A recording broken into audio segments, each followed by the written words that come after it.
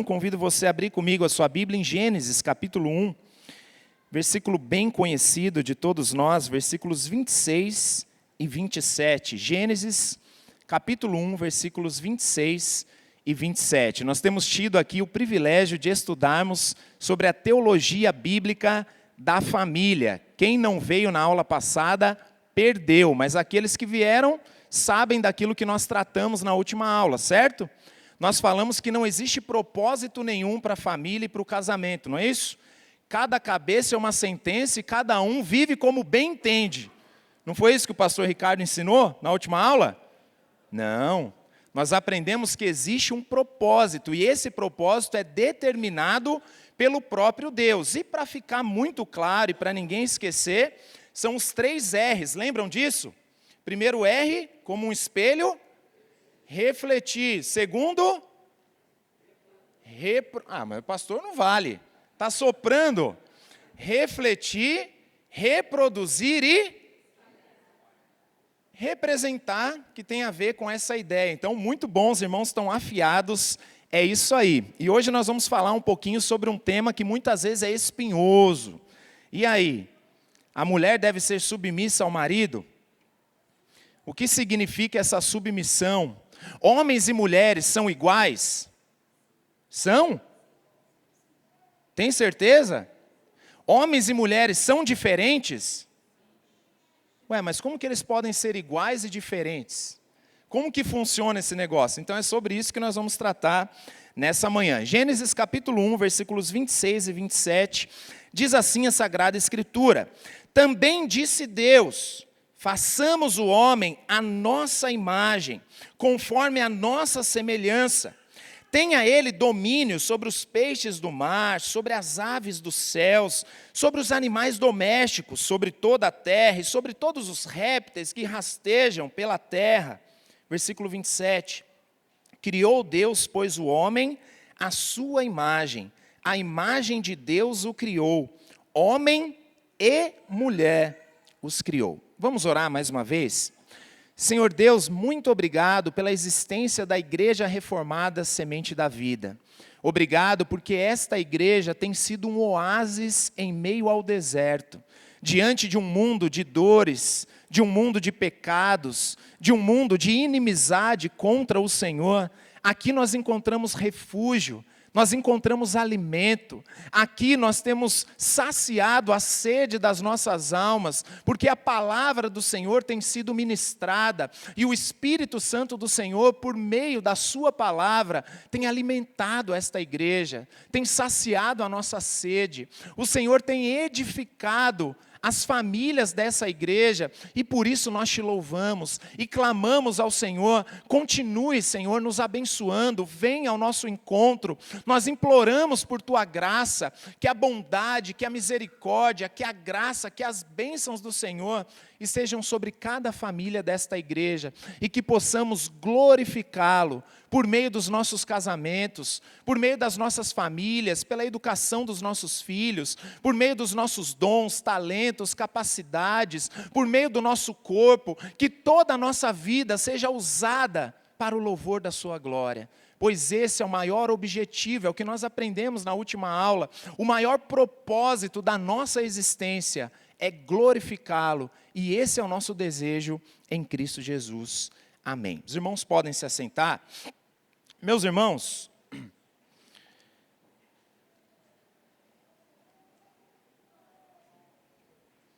só um instantinho.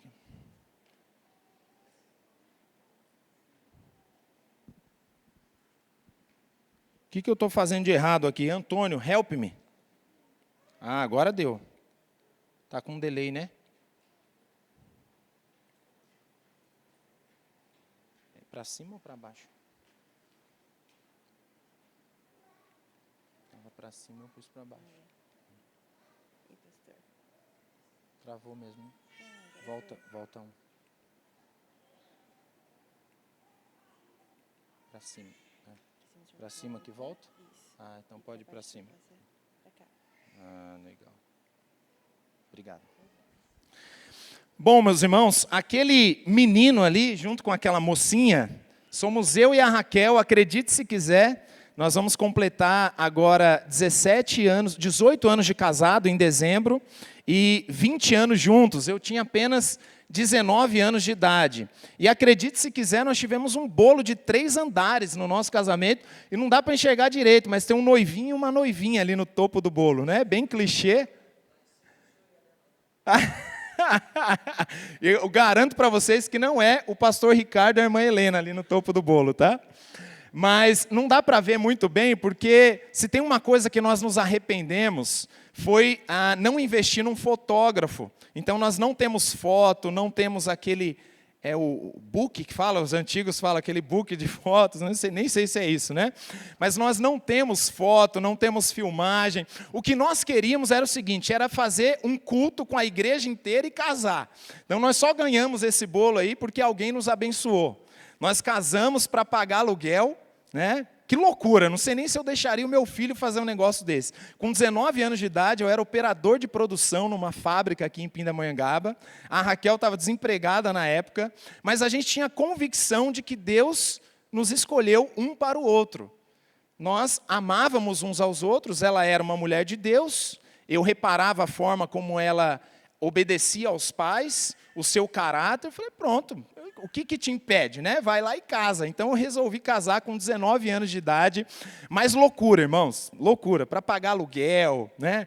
Meu salário muito baixinho, ela desempregada, mas aprove a Deus que uma semana antes do meu casamento eu fui promovido para manutenção, meu salário mais do que dobrou. E com 5 dias de lua de mel, a nossa lua de mel foi interrompida, porque a prefeitura da cidade chamou a Raquel de um concurso que já fazia 2 anos, ou seja, já ia caducar o concurso. Então ficou muito evidente a bondade e a provisão de Deus nas nossas vidas. Ganhamos tudo que você pode imaginar da casa. Sofá, geladeira, fogão, ganhamos tudo. E fomos lá fazer a vida, né? Um menino, né, de 19 anos e uma menina de 21 anos. Mas Deus nos abençoou grandemente, e eu falo para os irmãos, sem medo de errar, que eu faria tudo outra vez. Faria tudo outra vez. O casamento é bênção do Senhor. É um grande privilégio que nós recebemos dele. E, né, ao longo desses 20 anos, com certeza, rolam muitas DRs, né? Quem aqui nunca DR, né, discutir a relação, né? É a palavra bonitinha para falar que o pau quebra, né? Então, ao longo desses anos, é óbvio, né, meus irmãos, que são 2 pecadores vivendo debaixo do mesmo teto. E 2 pecadores completamente diferentes um do outro. Ou seja, é só a graça de Deus para fazer esse negócio dar certo. Por isso, nós somos totalmente dependentes da graça do Senhor. Bom, e nós vamos dar continuidade no nosso assunto, né, o tema das nossas escolas bíblicas aqui, o Teologia Bíblica da Família. Hoje a aula 3. Eu não tenho muita habilidade de dar aula usando slide, tá, irmãos? Então eu vou colocar só os títulos aqui dos pontos. Mas o tema da nossa aula hoje é homem e mulher, igualdade, diferenças e complementaridade. Vamos repetir todos juntos? Homem e mulher, igualdade, diferenças e complementaridade. Aqueles que estavam no seminário da família, vai ser um repeteco, tá? Porque nós já tratamos desse assunto aqui, mas ele também faz parte do nosso currículo de teologia bíblica, e é óbvio, é sempre bom a gente poder assentar ainda mais o conhecimento. Bom, meus irmãos, nós sabemos que desde a queda, algo aconteceu. E a relação entre homem e mulher, ela sofreu as consequências da queda. Nós não podemos negar a realidade de que nós somos pecadores e vivemos no mundo caído, no mundo corrompido. E, por conta disso, a relação entre homens e mulheres tem sofrido ataques constantes, que com certeza contribuem para desconstruir os fundamentos do casamento, fundamento do matrimônio. Nos últimos tempos, nós observamos vários pressupostos ideológicos, secularistas, que têm contribuído para essas investidas contra um modelo bíblico de família, de matrimônio, de casamento. Meus irmãos, nós vivemos num mundo repleto de inimigos da família, inclusive, né, não sei se já posso dar um spoiler, né, pastor? Mas nós trataremos sobre isso no seminário da família, Quem aqui estava no Seminário da Família no ano passado? A maioria. Glória a Deus. E nós teremos novamente o Seminário da Família nesse ano, se o Senhor assim nos permitir, e trataremos justamente sobre esses inimigos da família. Ou seja, definições de casamento hoje são formadas a partir de cosmovisões secularistas, feministas, um mundo materialista, secularizado, que muitas vezes propõe a ausência de diferenças entre homem e mulher. Nós vivemos num mundo em que as mulheres, elas são ensinadas desde muito cedo que elas não devem ser submissas aos maridos. Por quê? Porque a submissão é sinônimo imediato do quê? Me ajuda aí, gente, é aula. Vocês estão comigo? É sinônimo imediato do quê? Submissão. O que nós ouvimos? Inferioridade. Se você for submissa ao seu marido, significa que o seu marido é maior, é melhor, tem mais valor do que você. E nós vivemos num mundo que fomenta esse tipo de pensamento, afirmando que a diferença de funções acaba diminuindo e desvalorizando a mulher. Nós vivemos num mundo que diz que o seu valor, ele só é alcançado mediante a construção da sua carreira profissional. Um mundo materialista, é um inimigo da família, o materialismo. Você só é alguém se você tiver dinheiro. Não é isso, irmãos? Não é isso que a maioria das pessoas pensam? Se você não for bem-sucedido, você não é alguém, você não tem valor. E imagina uma mulher, né? Para ela ser alguém na vida, para ela ser reconhecida, ela precisa ter uma carreira profissional de sucesso. A sua posição no lar deve ser equivalente ou superior à do seu marido. A mulher, ela precisa ter independência financeira. Por quê? Porque mulher não pode depender financeiramente de marido. É ou não é? É o que a gente ouve.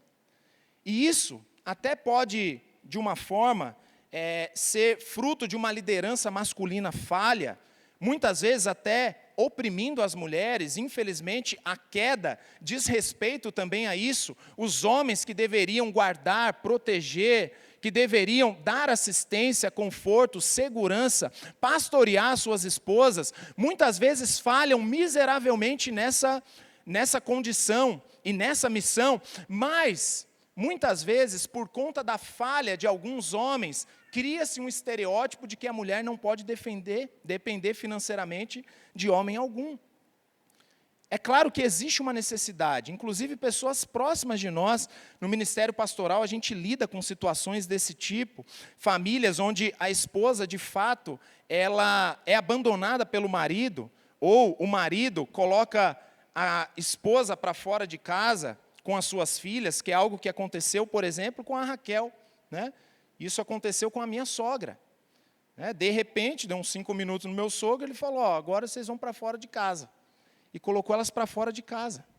E na época nós éramos namorados, ela foi morar no meu quarto, eu fui dormir na sala, aí ficou a Nina, minha sogra, a Raquel e a Rebeca, dormindo no meu quarto, até que ela tivesse condições de achar uma casa para alugar e sustentar. Ou seja, ela precisou trabalhar, porque caso contrário ela estaria morrendo de fome, debaixo da ponte. Então existem essas situações, mas o fato é que o modelo bíblico de casamento e família não é definido por situações como essa. Mas o modelo é definido por aquilo que a Escritura diz, não pelas exceções. E muitas vezes, por conta das exceções, se fomenta uma ideia de que a mulher não deve depender financeiramente do marido. Aí foi cooptado, né, por muitas feministas, a ideia de um igualitarismo. A ideia de que um homem, ele é igual a uma mulher, e a mulher é igual ao homem em todos os sentidos, inclusive em relação às suas funções. De que essas mulheres, elas demonizam as diferenças de papéis entre homem e mulher, estabelecem uma igualdade, que na verdade acaba se transformando numa inversão de papéis. Ou seja, aquilo que você acha que é a solução dos seus problemas, na verdade é um buraco que você está cavando a sua própria cova. Uma falsa igualdade, que acaba se transformando num fardo que as próprias mulheres não estão preparadas para carregar, porque elas não foram criadas para tal. Ou seja, esse pensamento igualitário, feminista, ao invés de proteger e garantir a segurança das mulheres, na verdade, estão colocando sobre as mulheres um fardo pesado, que o Evangelho diz que elas não poderiam carregar, não deveriam carregar. E por outro lado, nós, talvez por conta de uma visão cultural, incentivada pela visão da inferioridade da mulher, muitos homens acabam desprezando a sua responsabilidade de amar as suas esposas de modo sacrificial. E ao invés de cuidar e proteger as suas esposas, acabam fazendo das suas esposas apenas um objeto de prazer. Outras vezes, estabelecendo uma liderança de maneira opressora, ou então o exato oposto, de maneira omissa. A famosa bananização da sociedade. O homem cada vez mais banana. Homens que por causa do pecado não assumem as suas responsabilidades, não estão dispostos a morrer pelas suas mulheres. Homens que têm um aspecto de dureza na superfície, musculosos, frequentadores de academia, tomadores de bomba, aquele homem forte, aquele estereótipo do machão. Vou falar da barba porque pega mal, né? Mas aquela ideia, o homem tem que ter a barba grande, tem que ser fortão, tem que ser o estilo lenhador, né? E isso aí é o suficiente para você ser considerado um homem. Mas será, irmãos? O que nós vemos são muitos homens com aspecto de dureza na sua superfície, mas com uma moleza terrível no seu interior. Homens com aspecto de força por fora, mas uma terrível fluidez de caráter. Nas palavras do Chesterton, ele diz o seguinte: homens corajosos são vertebrados, têm a maciez na superfície e sua firmeza está no meio. Mas esses covardes modernos, eles são crustáceos. A sua dureza está toda na casca e a sua moleza está dentro. Homens fracos, homens omissos, que não assumem a responsabilidade da casa, o pastoreio da esposa, dos filhos. Homens que não vivem para proteger, cuidar, sustentar, pastorear as suas famílias. Então esse é o cenário, irmãos, é assustador. Eu não sei vocês, mas eu acho assustador esse negócio. Por quê? Porque às vezes a gente imagina, isso está lá só nas humanas, na USP, nessas faculdades que a gente já entende como um estereótipo da luta pelo igualitarismo, feminismo e todas essas questões. Mas o que é mais assustador é que essa cosmovisão tem adentrado as igrejas. E muitas vezes nos corredores da igreja nós ouvimos conversas desse tipo. Eu não posso depender financeiramente do meu marido. Não, eu sou igual ao meu marido, em todos os sentidos, inclusive nas nossas funções. Homens que têm vivido para trabalhar, e o tempo que ele tem, ele fica na frente da TV assistindo um jogo de futebol. Enquanto os seus filhos estão sendo pastoreados por quem? Não sei. Talvez por um professor, por um vizinho, por um coleguinha. Meus irmãos, diante desse cenário, será que as Escrituras têm algo a dizer a respeito das responsabilidades de cada um dos cônjuges?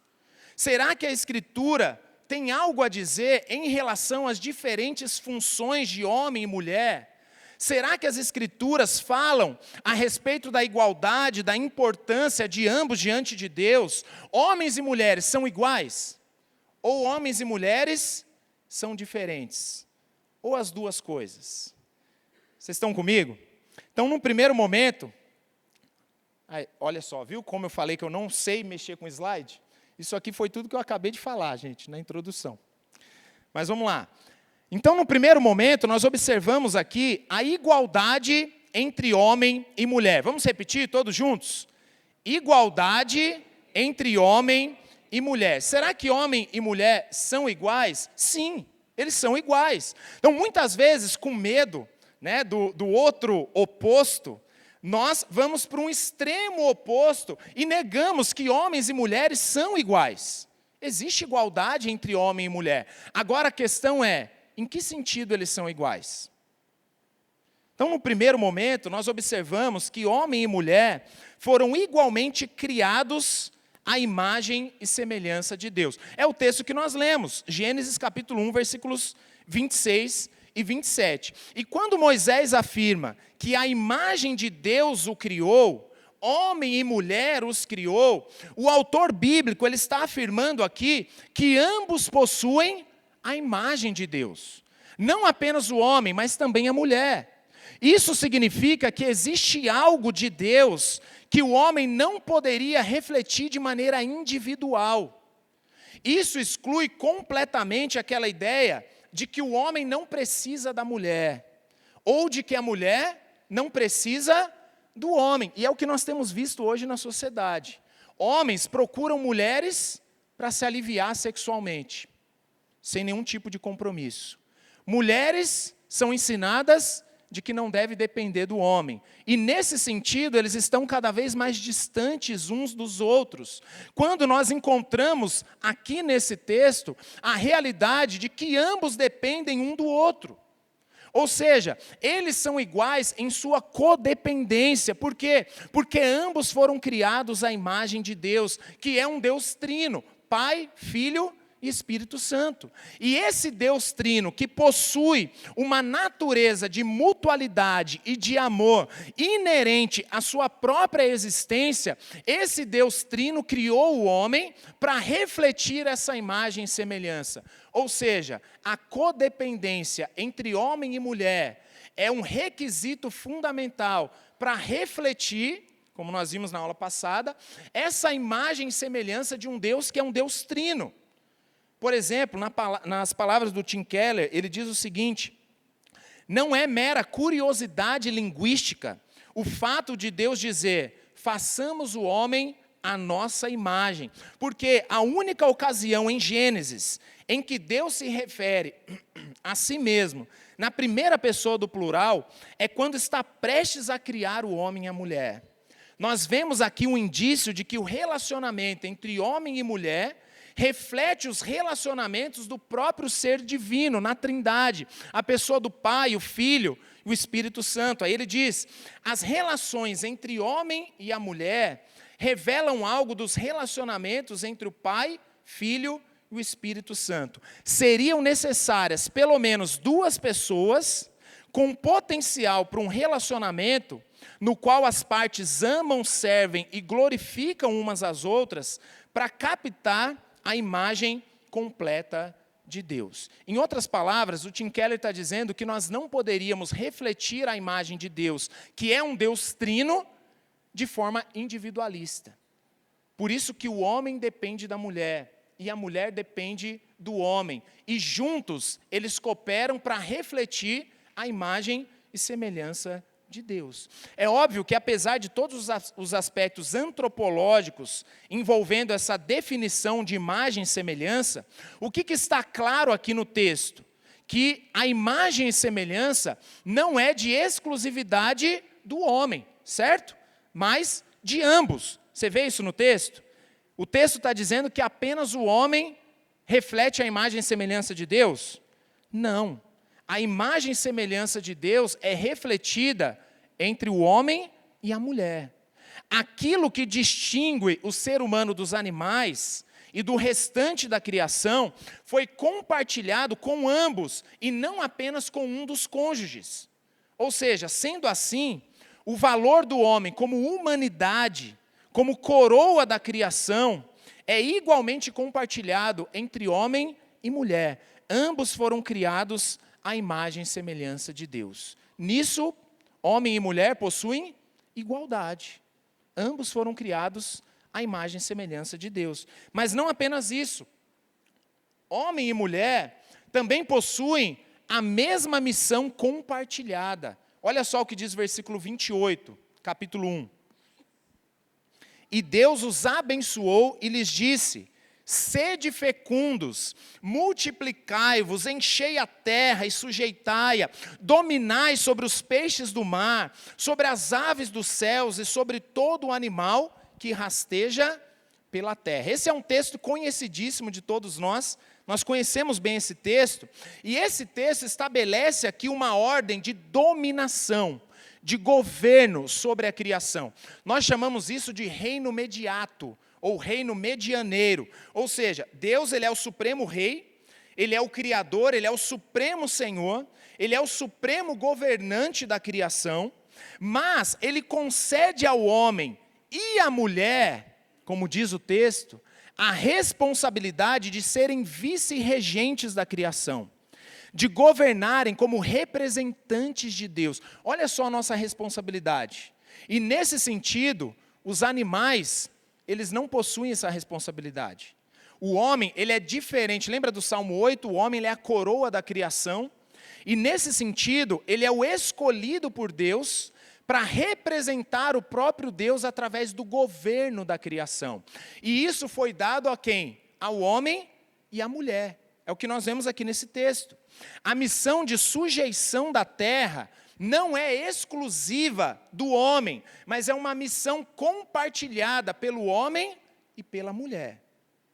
Essa missão compartilhada, ela está relacionada com todos os aspectos da ordem criacional. É o que nós chamamos de mandato espiritual, que é o relacionamento do homem com o seu Criador. O mandato social, que é o relacionamento do homem em família.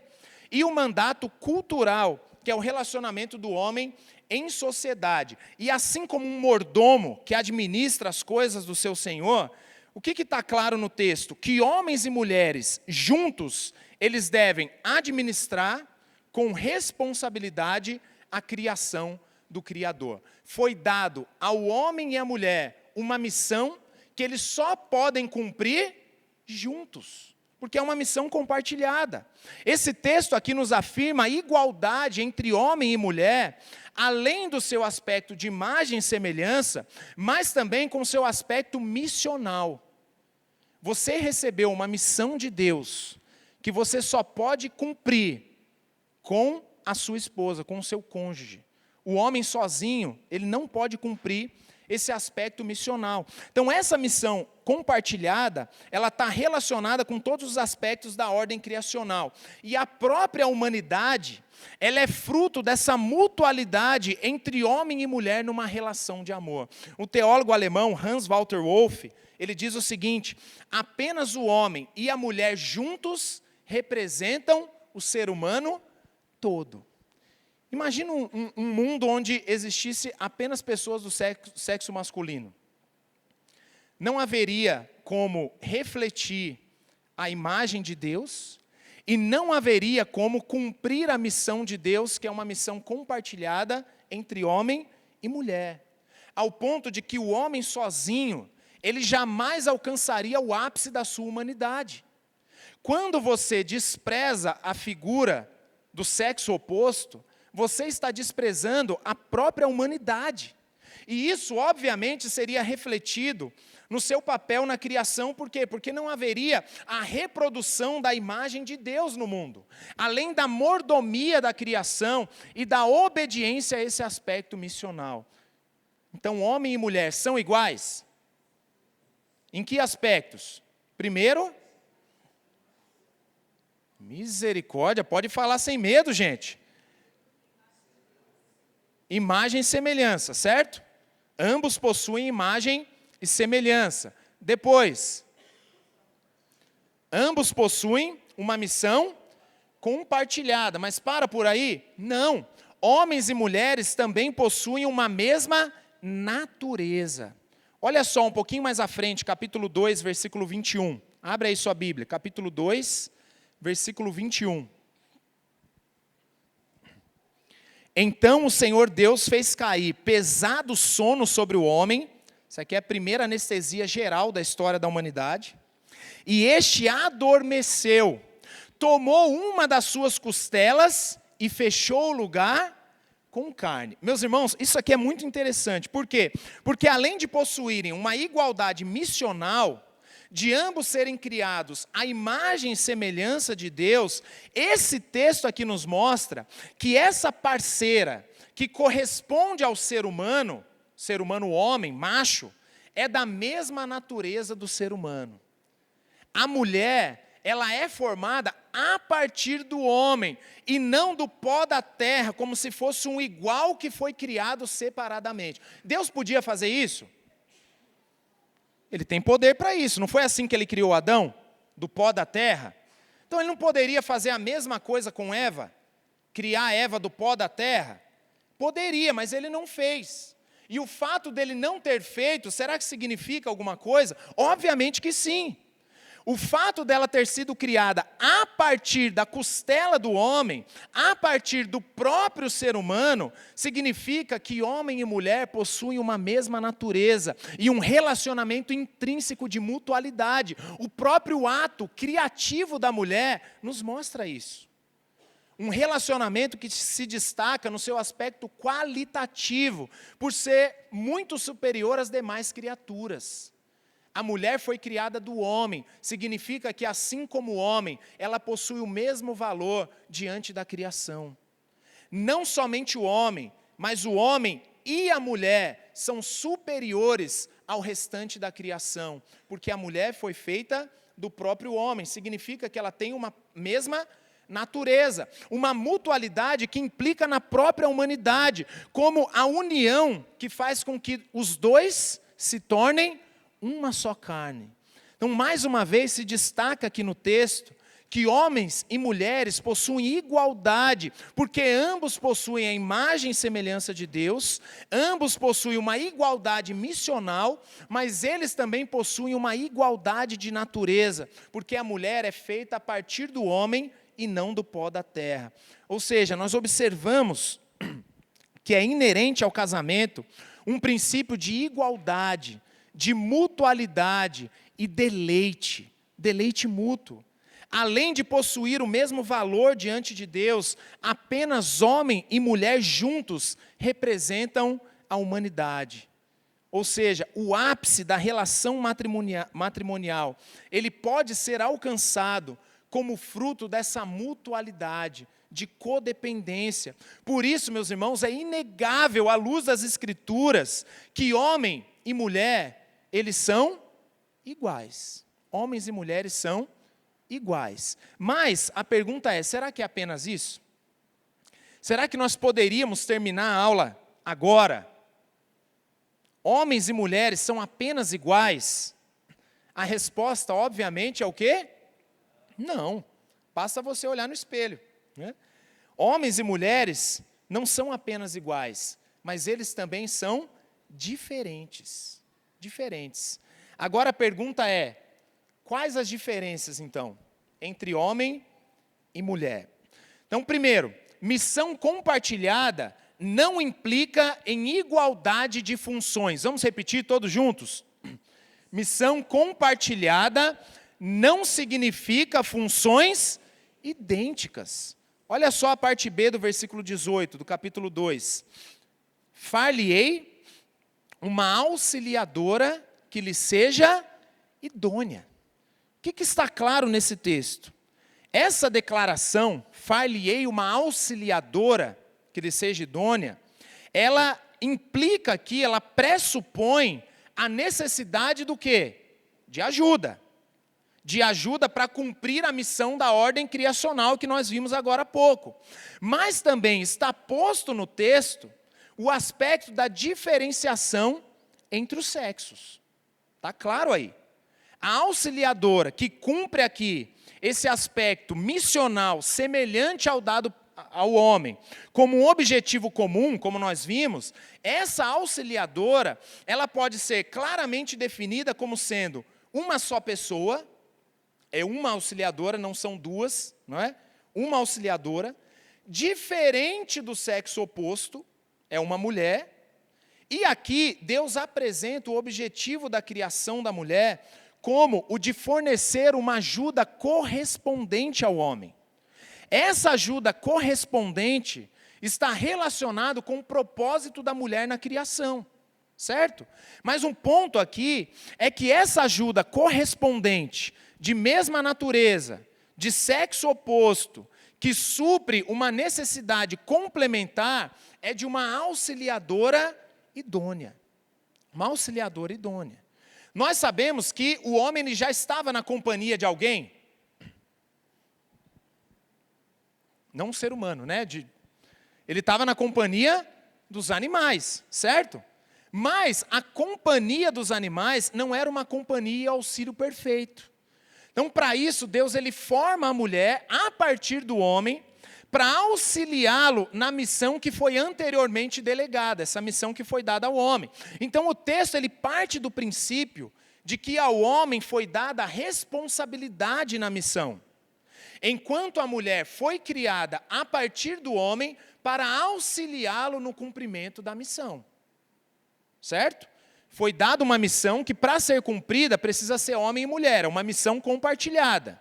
Mas, ao mesmo tempo, essa missão implica em diferentes funções. A missão em si, ela é igualmente compartilhada, mas a execução da missão, ela é realizada através de diferentes funções. O mesmo Deus que dá uma missão para o homem e para a mulher, e essa missão ela só pode ser realizada por meio da mutualidade entre os dois, é o mesmo Deus que diz que a mulher foi criada para auxiliar o homem. E não o homem foi criado para auxiliar a mulher. Está claro isso no texto. Igualdade missional não implica em igualdade de funções. Existem funções diferentes. O que nos mostra as diferenças entre homem e mulher, que não são diferenças existenciais, mas funcionais. Às vezes, o movimento feminista, o igualitário, inclusive nas igrejas, eles têm feito militância. Existe uma militância em relação à igualdade funcional. Por quê? Porque não fazem diferença entre uma definição existencial e uma realidade funcional. Para muitos, diferenças funcionais implicam em diferenças existenciais, mas não é isso que o texto diz. Quando nós estamos dizendo que existem funções específicas para o homem e existem funções específicas para a mulher, nós não estamos falando sobre valor, que um tem mais valor do que o outro. Nós não estamos falando que um é melhor do que o outro. Nós não estamos tratando de questões existenciais, mas nós estamos tratando de questões funcionais. Como nós vimos, homens e mulheres são igualmente importantes para Deus. Ambos foram feitos igualmente à imagem de Deus, ambos refletem o caráter de Deus. As Escrituras afirmam que não há diferentes degraus de importância entre homem e mulher. Por quê? Porque ambos dependem um do outro e todos dependem de Deus. Lembra de 1 Coríntios 11? Paulo diz assim: no Senhor, todavia, nem a mulher é independente do homem, e nem o homem independente da mulher. Por quê? Porque como provém a mulher do homem, e aqui faz referência à criação de Eva a partir de Adão, assim também o homem é nascido da mulher, e tudo vem de Deus. A Escritura afirma que todos recebem o Espírito Santo. Lembra de Atos 2,17? Seus filhos e filhas profetizarão, vossos jovens terão sonhos. Lembra disso? Todos recebem dons espirituais. 1 Coríntios 12:7. A manifestação do Espírito é concedida a cada um, visando um fim proveitoso. Ou seja, em momento algum a Bíblia diz que mulheres são inúteis na igreja. Em momento algum a Bíblia diz que as mulheres não recebem dons na igreja, ou que as mulheres não são a imagem e semelhança de Deus. Não. Então essa igualdade existencial, ela existe entre homens e mulheres, mas essa igualdade existencial não exclui as suas diferenças funcionais. Não exclui. O homem foi criado primeiro e depois a mulher.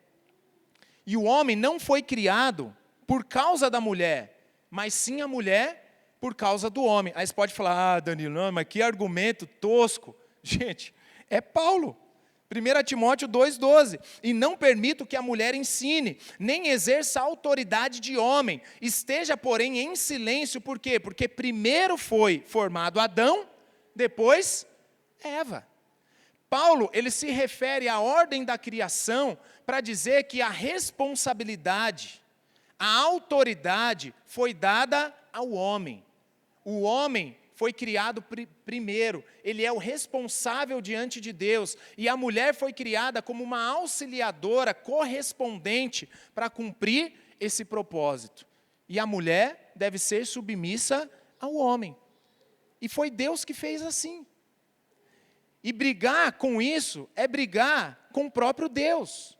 Negar a autoridade do homem na família é negar o propósito criacional de Deus. E isso fará da sua família uma família disfuncional, longe do propósito criacional de Deus. E autoridade, irmãos, para muitos é sinônimo de superioridade existencial, mas não é isso, porque homens e mulheres são igualmente dependentes da graça de Deus, estão submissos a Deus. Além disso, como se não bastasse, o próprio Adão, ele deu nome a Eva. Gênesis capítulo 2, 23. Por que Eva chama Eva? Porque o próprio Adão deu esse nome para ela. Então a gente pode ler esse texto e passar despercebido por nós. Mas no pensamento do Antigo Testamento, o direito de dar nome a alguém implica o quê? Autoridade sobre essa pessoa. Adão deu nome aos animais, não está aí no capítulo 2, versículos de 19 a 20?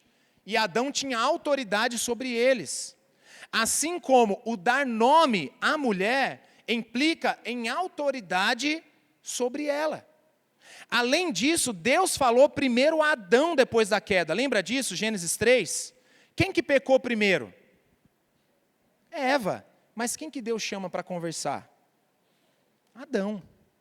Meus irmãos, especialmente irmãs, isso, em hipótese alguma, implica na superioridade do homem frente à mulher, mas na sua liderança responsável diante do Criador. Deus criou o homem para ser a autoridade e ser o responsável pela sua esposa, pela sua família. A autoridade do homem sobre a mulher, ela não parte da superioridade do homem, mas da sua responsabilidade diante de Deus. Isso significa que a autoridade do homem, ela é uma autoridade delegada e humilde. Porque muitas vezes nós pensamos em autoridade, a gente já imagina o quê? STF. Misericórdia, não sei nem se o YouTube vai barrar esse vídeo, né? A gente já pensa, presidente da República, né? A gente pensa, e a gente imagina o quê? É privilégio, é regalia. Quem que é a autoridade? Ô mulher, vai lá, busca minha cerveja enquanto eu vejo meu jogo aqui, não é? É isso que normalmente a gente pensa. Se eu falar que meu marido é autoridade, eu estou dizendo que eu vou ser escrava dele. É ou não é, irmãs? Será que esse pensamento não passa no seu coração? Eu não posso afirmar que meu marido é autoridade, senão eu estou ferrada, né? Eu vou virar escrava do meu marido. Mas não é isso, irmãos. A autoridade é uma autoridade delegada. É uma autoridade representativa.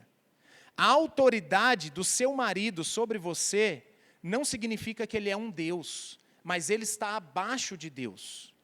Imagina o seguinte, se não existisse autoridade que representasse o próprio Deus, você acha que esse mundo não seria um caos? Foi o próprio Deus que criou isso. E essa autoridade é uma autoridade representativa, no sentido de que, se o seu marido ordena algo que Deus proíbe, ou se ele proíbe algo que Deus ordena, qual que é a consequência disso?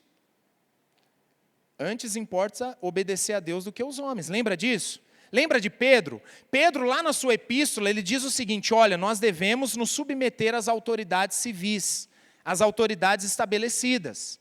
Mas o mesmo Pedro, lá em Atos, quando a autoridade proibiu ele fazer algo que Deus ordena, o que ele disse? Antes importa obedecer a Deus do que os homens. É claro, irmãos, uma criança, uma filha, ela deve respeitar e reconhecer a autoridade do pai. Está claro isso na Escritura.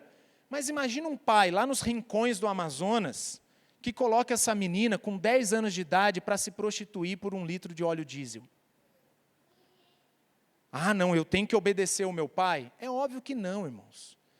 A autoridade do marido sobre a esposa não significa que ele é um Deus sobre ela, não é isso. Essa autoridade é uma autoridade representativa, delegada e humilde. E o modelo dessa autoridade é o modelo de Cristo. É um modelo sacrificial. Por quê? Porque essa autoridade, ela não surge do próprio homem como se ele fosse um Deus, mas vem do próprio Deus que o comissiona. E isso muda tudo. Muda ou não muda? É completamente diferente, irmãos. A autoridade do seu marido sobre você não é porque ele tem um poder inerente, né, como se ele fosse mais poderoso, como se ele fosse existencialmente superior. Aí você fala, não, ele é mais poderoso do que eu. Aí você se prostra aos pés dele e você o adora, porque ele é quase como um Deus. Não é isso, irmãos.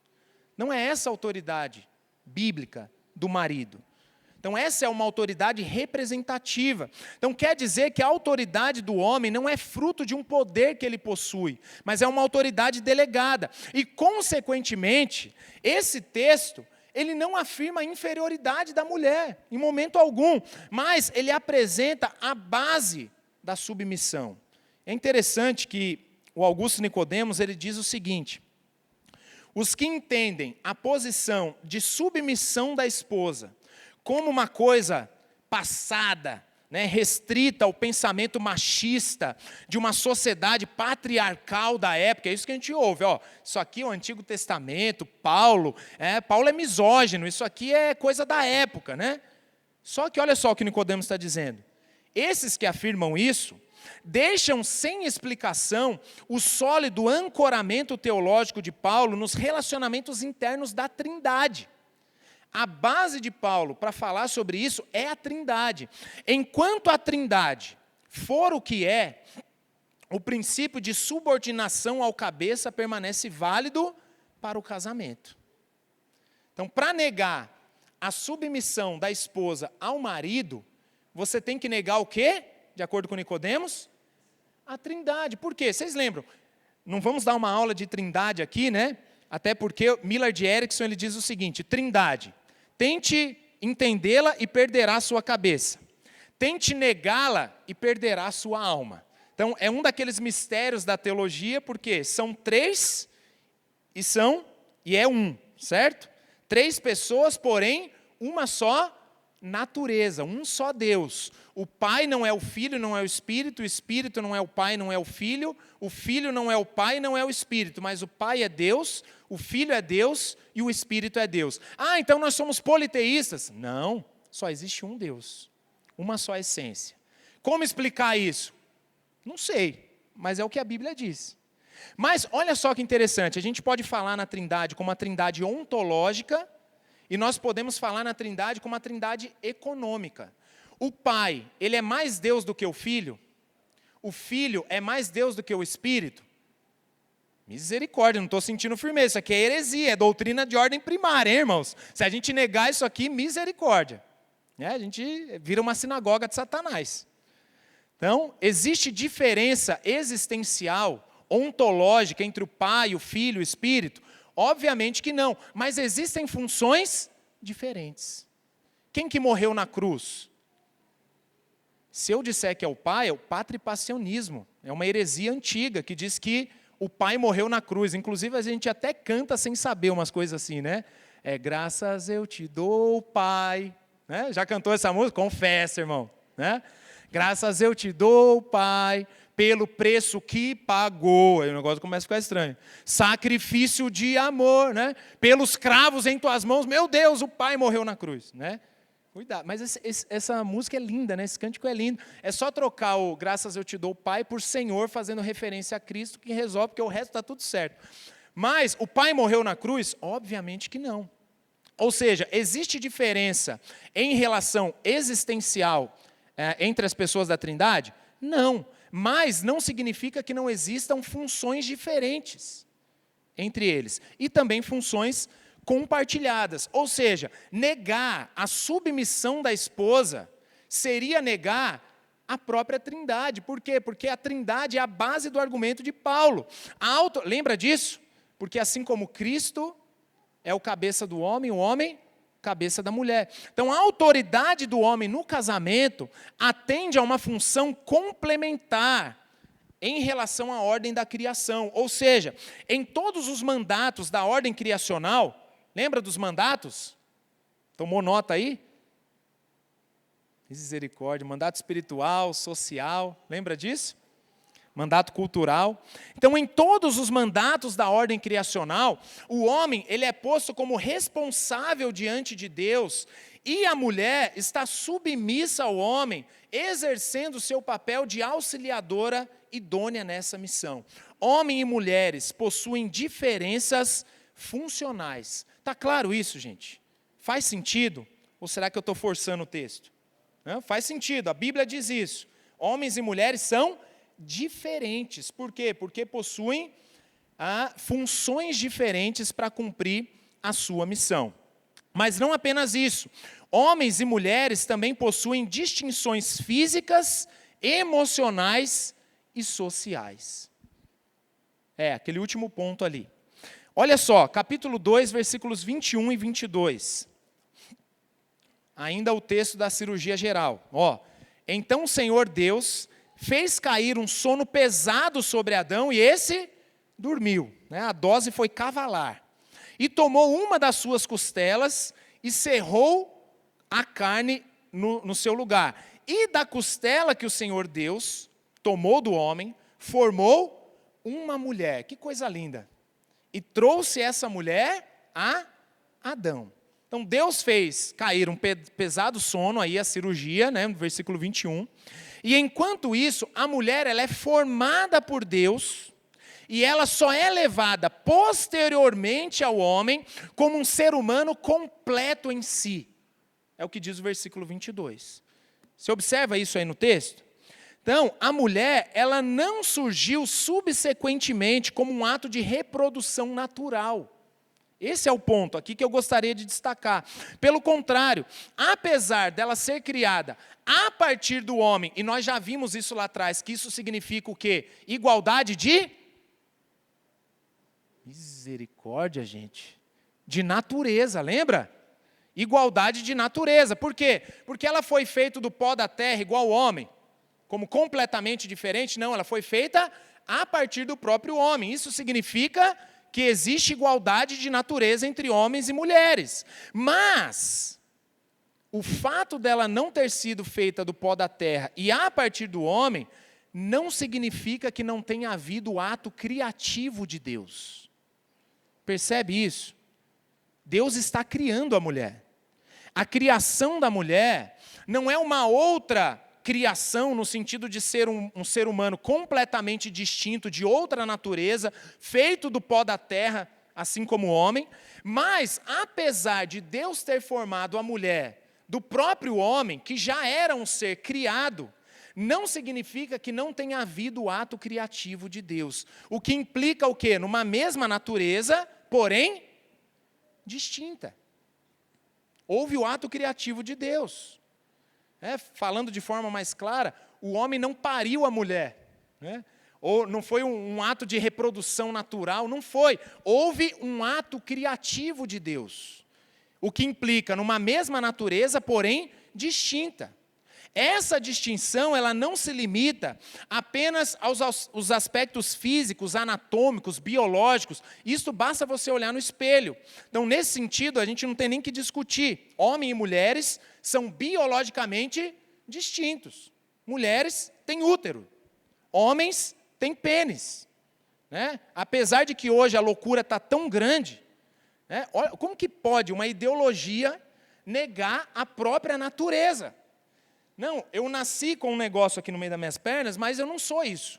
Então eu vou modificar o meu corpo para me tornar aquilo que eu digo que eu sou. Mas, meus irmãos, está claro que homens e mulheres são distintos. Mas, não apenas fisicamente, biologicamente, mas homens e mulheres possuem diferenças emocionais e sociais na ordem da criação. Sobre os aspectos individuais do ser humano, a existência do seu tempo, do tempo do ser humano, nós podemos concluir que as implicações para a antropologia bíblica sempre se deparam com a realidade de que o homem é definido como um ser integral. A gente chama isso de uma unidade somática. Ele é um ser total, completo em si mesmo. Por exemplo, Hans Walter Wolff, ele propõe o que ele chama de o uso exométrico sintético do Antigo Testamento. É um palavrão, mas a ideia é de que o Antigo Testamento, muitas vezes, ele até utiliza uma das partes do ser humano, mas sempre para se referir ao todo. Então você pode falar, por exemplo, sobre os aspectos racionais do ser humano, os aspectos volitivos do ser humano, você pode falar sobre os aspectos emocionais do ser humano, mas você nunca pode fragmentar o ser humano. Nunca. Porque, caso contrário, nós teríamos uma visão fragmentada e dualista. Então, não significa isso. O homem ele não pode ser concebido de maneira individualista. Você não deixa de ser razão para ser emoção, para ser volição, para ser um corpo. Os gnósticos, por exemplo, eles tinham um grande problema de dualismo. Por quê? Porque despreza-se o corpo. Faz-se uma distinção entre o corpo e a alma, ou a mente. Então, sendo assim, qual que é o ponto aqui? O ato criativo da mulher, como uma pessoa diferente, isso significa não apenas diferenças no seu corpo, mas em todos os aspectos da pessoa humana. O que inclui também o quê? As suas emoções. Isso significa que a mulher, ela não possui apenas um corpo diferente, mas ela é um ser humano diferente que possui funções diferentes. Significa que negar a sua igualdade em relação ao homem, significa negar que juntos eles possuem uma mesma natureza. Mas negar as diferenças entre o homem e a mulher, ou da mulher em relação ao homem, significa negar o ato criativo dela mesma. Ou seja, você está negando a sua própria humanidade, além das próprias diferenças entre homem e mulher. As diferenças, elas precisam existir para que possamos existir em nós mesmos, completos existencialmente. Qualquer tentativa de negar as distinções entre homem e mulher, significa que você está negando a sua própria humanidade, irmãos. Olha a seriedade disso. Então está claro isso? Apesar da igualdade missional, de valores, de natureza, homens e mulheres possuem diferenças autênticas. E essas diferenças entre homem e mulher, além de se refletirem, por exemplo, no ato conjugal, ato conjugal é uma palavrinha bonita para isso mesmo que você está pensando. Inclusive, nós tivemos uma aula especialmente sobre isso no Seminário da Família. Mas, além dessas diferenças se refletirem no próprio ato conjugal, todo mundo sabe do que eu estou falando, né? Mas também se reflete nos aspectos sociais da relação entre homem e mulher. Por exemplo, maternidade e paternidade são coisas distintas. São realidades sociais distintas da ordem da criação, próprio para o homem, próprio para a mulher. O fato de homens e mulheres possuírem igualdade missional não exclui as suas diferenças de funções no cumprimento desse mandato. Isso quer dizer que o casamento não deve se restringir apenas às percepções do homem, ou apenas às percepções da mulher, mas na complementaridade de um buscando servir o outro, nas suas percepções, alcançando o ápice das suas potencialidades. Enquanto nós negarmos as diferenças entre homem e mulher, nós não desfrutaremos das potencialidades do nosso casamento. Negar as diferenças de funções entre homem e mulher trará desequilíbrio, irmãos. Sem contar os muitos conflitos no casamento. Homens que desprezam o auxílio das suas esposas, ou que praticam uma liderança ditatorial, opressora, outros que se abstêm da sua responsabilidade, que não assumem a sua liderança. Nós estamos vendo aqui, quem que é o responsável? É o homem, e muitos homens não assumem a sua responsabilidade diante de Deus. Por outro lado, mulheres que tentam usurpar a liderança no casamento, que resistem a se submeterem aos seus maridos. Lembre-se, toda tentativa de negar essas diferenças de funções não trará benefício para você. Pelo contrário, trará consequências desastrosas para o casamento e para a família. Mas quando o marido e a esposa exercem as suas diferentes funções, na missão compartilhada de glorificar a Deus, na ordem criacional, o casamento alcançará o seu propósito e, consequentemente, trará bons frutos, irmãos, de satisfação, de mutualidade, de alegria. Nós somos chamados para colocar em prática aquilo que nós somos criados para ser e que o próprio Deus determinou como sendo as nossas funções. Então, está claro, homens e mulheres são iguais? Sim, mas aí a gente precisa explicar. Em que sentido? Não vale os PhDs aqui, né? Sem contar os universitários. Vamos lá, me ajuda aí. Gente, eu tenho um grave problema de memória. Eu acabo de falar e já esqueço. Então, eu lembro que eu falei alguma coisa de que homens e mulheres são iguais. Foi isso? Falei sobre isso, né? Em que aspectos eles são iguais? Imagem e semelhança, missão compartilhada, natureza. Homens e mulheres possuem uma mesma natureza, uma mesma missão compartilhada, e que mais? Imagem e semelhança de Deus. Mas eles são apenas iguais? Não. Existencialmente eles são iguais diante de Deus. Mas existem diferenças funcionais. E quais são essas diferenças funcionais? Ali está fácil, né? Missão compartilhada não significa funções idênticas. Então, existem diferentes funções para cumprir o propósito missional. O que mais? Diferenças físicas, emocionais, sociais, a liderança do marido, a submissão da mulher, certo? Então, existem diferenças. E agora, como que a gente faz? Né? Homens e mulheres são iguais e são diferentes. Por que Deus criou as coisas assim? Por que homens e mulheres são ao mesmo tempo iguais em alguns aspectos e possuindo diferenças funcionais? A resposta é para que eles se complementem, irmãos. Deus fez dessa forma, por quê? Porque homem e mulher se complementam. Olha só o versículo 23 do capítulo 2. E disse o homem: esta afinal é osso dos meus ossos e carne da minha carne. Chamar-se-á varoa, porquanto do varão foi tomada. Então, se você vem lendo esse texto aqui, é muito interessante, você vai observar que o autor bíblico, ele vem descrevendo a criação.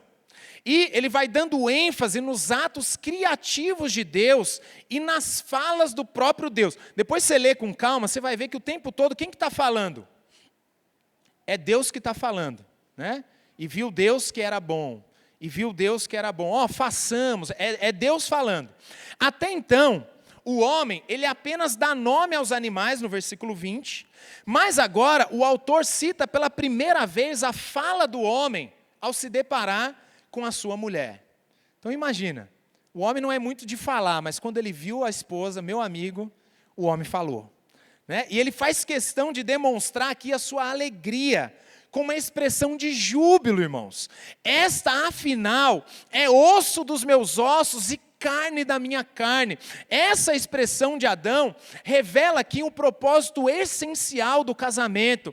Essa expressão afirma a realização de uma felicidade como algo almejado há muito tempo. Então imagina alguém que está esperando, você casado, né, precisou fazer uma viagem para ficar 1 mês fora de casa.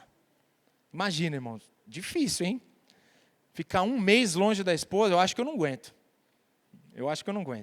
Mas imagina que você fez uma viagem para ficar 1 mês fora de casa. Aí a sua esposa vai te buscar no desembarque ali no aeroporto. Aí você 1 mês esperando para vê-la. Com certeza você vai tomar um banho legal, né? Eu imagino que ela também. Aí quando você pega a sua mala, você sai ali no desembarque, você vê ela de longe. O mundo fica colorido, irmãos. Não é, Joselito? Aquilo que estava preto e branco começa a ganhar cor. Aí nem Steven Spielberg, em toda a sua glória, não descreveria esse momento. Parece que tudo fica em câmera lenta. A impressão que dá é que alguém colocou ali um ventilador na frente da sua esposa, aí o cabelo fica ali esvoaçante, não é? Não fica tudo colorido, em câmera lenta. Se pudesse colocar um fundinho, né, musical. Tan, tan, tan, tan, tan, né? Aí o Joselito vai, câmera lenta. Né? Uma alegria almejada há muito tempo. Aí imagina um abraço que você vai dar na sua esposa. É diferente, né, irmãos? A gente abraça todo dia, mas um abraço para quem está um mês esperando é um abraço diferente. Então é mais ou menos o que a gente vê aqui. Essa expressão afirma a realização de uma felicidade, de algo almejado há muito tempo, a satisfação, a alegria. Isso nos ensina que engana-se o homem, que de maneira pretensiosa busca encontrar alegria e satisfação em si mesmo. Esse texto nos mostra que enquanto você buscar alegria e satisfação em si mesmo, fora dos padrões estabelecidos por Deus, você não vai alcançar aquilo que você mais deseja, que é ser feliz. Quem aqui deseja ser triste, né? Que a miséria caia sobre mim, eu quero ser um desgraçado na vida. Misericórdia, ninguém deseja isso. Todos nós desejamos o quê? Alegria, satisfação. E meus irmãos, quando você briga com Deus, você está indo no exato oposto disso. As falsas ofertas de um mundo caído, por meio de um sistema corrompido de valores ideológicos, secularistas, de um mundo inimigo de Deus, frequentemente eles chamam de maldição aquilo que Deus chama de bênção, e vice-versa. Aquilo que Deus chama de bênção, eles chamam de maldição. Muitos desprezam hoje o ter filhos como um atraso de vida, como um motivo de provação, de privação, de dores, de angústias. Mas a Bíblia diz que filhos são bênção do Senhor. E pasme, irmãos. Às vezes eu falo um negócio desse e você pensa, são aqueles que estão lá fora, no mundo, inimigos de Deus. Mas dentro da igreja, pessoas têm pensado dessa forma. Inclusive, na semana passada, eu conversei com alguém que, ao me contar que a esposa estava grávida, ele fechou o semblante e falou assim, fazer o quê, né, pastor? Coisa triste, irmãos. Crente. Muitos chamam de bênção aquilo que Deus chama de maldição, e chamam de maldição aquilo que Deus chama de bênção. E o casamento é bênção do Senhor. É graça, é um privilégio que Ele te deu. Os filhos são bênçãos do Senhor. Isso aqui é uma maravilha, essa igreja cheia de pessoas lindas. Gente bonita, nossa igreja é linda, irmãos. Eu tenho andado por algumas igrejas. Olha, às vezes a gente não se dá conta da bênção que nós temos. Uma igreja maravilhosa. Irmãos amáveis, hospitaleiros. Um ambiente cheio de crianças, famílias, casais fazendo filho. Olha que bênção. O evangelho sendo pregado. Isso é bênção, é dádiva do Senhor.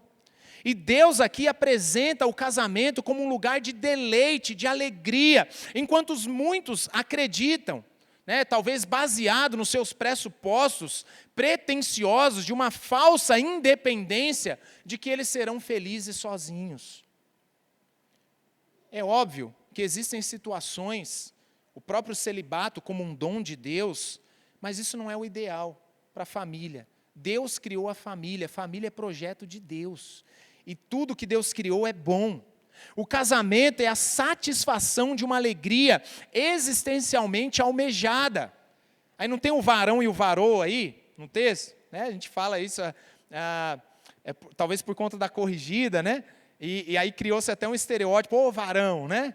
Mas basicamente é o quê? É o ish e isha. O próprio nome. Como que é o nome do homem no hebraico? Ish, ish. Ish, né? E o nome da mulher? Isha.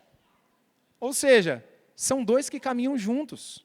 Isso nos mostra que essa satisfação, essa alegria reservadas para o casamento, se dá num contexto de unidade essencial e diversidade do sexo. Essas coisas precisam sempre caminhar juntas. A igualdade e as diferenças. Igualdades existenciais, diferenças funcionais, que se complementam, alcançando o objetivo de Deus para o casamento. E alcançar o objetivo de Deus sempre é sinônimo de alegria, e não um peso, irmãos. Não um peso. O mundo pode dizer que isso é atraso de vida. Ah, não, mas eu vou dedicar minha vida para uma mulher só. Ah, não, eu vou me dedicar ao marido, eu vou virar escravo. Não, para com isso, irmãos. O propósito de Deus é sinônimo de alegria, de satisfação, de contentamento. Ish e Isha são iguais e diferentes, que se complementam. São diferentes que se complementam para cumprir a missão de glorificar a Deus no governo da criação, bem como na multiplicação de filhos, para refletirem de forma visível a imagem do Deus invisível. Em última instância, Deus escolheu você para multiplicar a glória dele por toda a terra. Porque esse é o grande objetivo doxológico da Escritura, a glória de Deus espalhada por toda a criação. Em outras palavras, a alegria reservada para o casamento, ela só pode ser desfrutada quando o homem e mulher vivem em conformidade com a sua criação. Quando homem e mulher compreendem a sua igualdade e as suas diferenças complementares, ambos podem desfrutar da satisfação e do propósito para o qual eles foram criados. E esse princípio, a relação de amor entre homem e mulher, demonstra uma satisfação mútua, como um objetivo não apenas autorizado, como estabelecido pelo próprio Deus. Tudo isso que eu falei, sabe o que significa? Sejam felizes. Sejam felizes. Desfrutem um do outro. Alegrem-se no matrimônio de vocês. Não permita que o pecado se torne uma barreira entre vocês, que os impeça de serem felizes um no outro e ambos para Deus. Um para o outro e ambos para Deus. Se satisfaçam um no outro. Amem um ao outro, sirvam um ao outro, trabalhe para que o casamento de vocês seja um ambiente de alegria, de satisfação e alcance esse propósito. Em outras palavras, a alegria reservada para o casamento, ela só pode ser desfrutada quando homens e mulheres vivem em conformidade com a sua criação. O propósito pelo qual eles foram criados. Quando homem e mulher compreendem a sua igualdade, as suas diferenças complementares, juntos, eles podem alcançar o propósito de Deus para a criação. Então, para concluir, meus irmãos, a Escritura, ela não é machista, ela não é feminista, ela não é nem mesmo igualitária, mas o padrão bíblico define a relação entre marido e mulher como complementar. A própria Trindade ilustra a relação da complementariedade do casamento. As três pessoas da Trindade são um único Deus, mas cada uma das pessoas da Trindade possuem funções diferentes, o que não implica que o complementarismo define o homem superior à mulher. Pelo contrário, homem e mulher são de igual importância, valor, mas eles possuem diferentes funções. A partir de um único homem, Deus forma dois seres humanos distintos, iguais em natureza e diferentes em funções, para se tornarem um só. Nesse sentido, não existe um que seja maior ou mais importante do que o outro, mas as suas diferenças funcionais apontam para a beleza da mutualidade. E isso diz muito a respeito do Evangelho, porque o Evangelho, ele é o padrão definidor e orientador das esposas, guiando-as a não se rebelarem contra a autoridade dos maridos e guiando os maridos a não usarem a sua autoridade com dureza, de maneira ditatorial, opressora ou omissa. Isso é exatamente o que nos apresenta o Novo Testamento. Então temos vários textos aqui, não temos tempo para tratar de cada um deles, mas Colossenses 3, 18 a 19, Efésios 5, 22, 23, Tito 2, 1 Pedro 3. Então a redenção de Cristo é o único meio para nos desvencilhar do resultado do pecado e da queda e nos fazer alcançar o propósito pelo qual nós somos criados. Amém? Vamos orar? Feche seus olhos, oremos. Senhor Deus, nós te louvamos porque a família é projeto do Senhor. O nosso coração se alegra porque o Senhor criou o homem e mulher para ambos glorificarem ao Senhor e cumprirem o seu propósito funcional de glorificar o seu nome na missão da ordem criacional. Obrigado pelos filhos que são bênção do Senhor. E obrigado até mesmo pela distinção de papéis, porque por meio deles nós nos complementamos e alcançamos o ápice das nossas potencialidades com alegria, satisfação e deleite.